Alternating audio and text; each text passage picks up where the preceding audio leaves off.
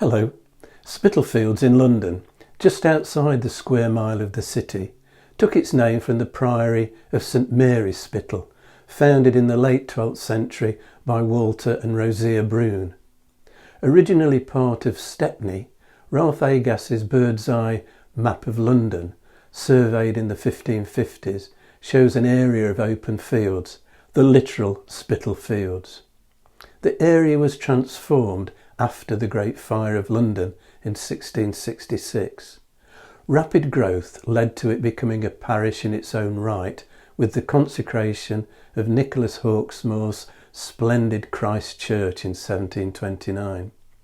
Christ Church is one of the 6 London Commissioners' churches wholly designed by Hawksmoor, all built to accommodate a fast-growing population.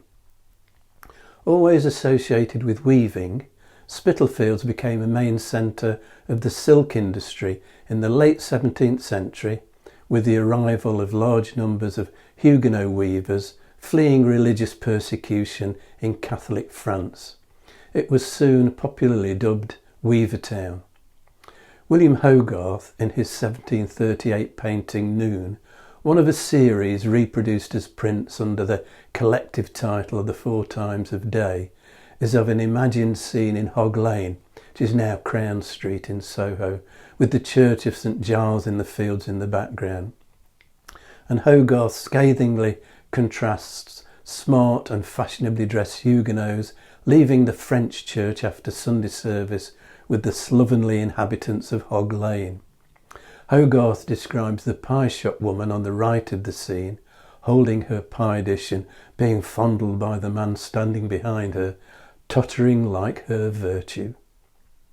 Huguenots were followed in the 18th and 19th centuries by Irish and Jewish arrivals, and in the 20th century by Bengali immigrants. The mosque at 59 Brick Lane was purpose-built in 1743 as the Neuve Église, a Huguenot chapel. The architect was Thomas Stibbs, who had already designed a Huguenot chapel in Threadneedle Street.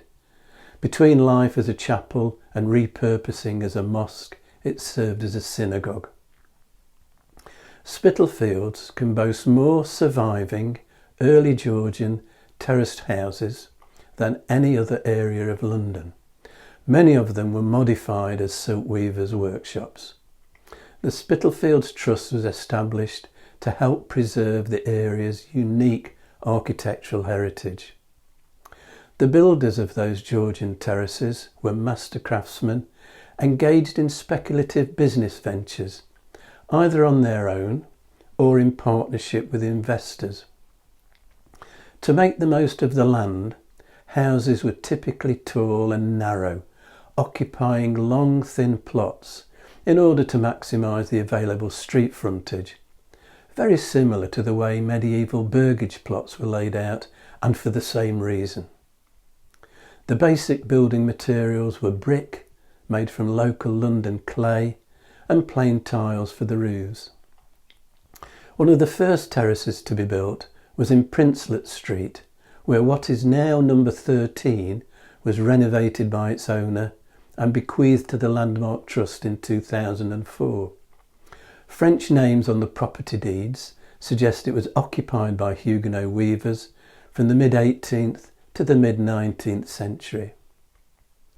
The silk weavers' houses in Spitalfields were both family homes and places of work, and this was reflected in their architecture, echoes of which can still be found.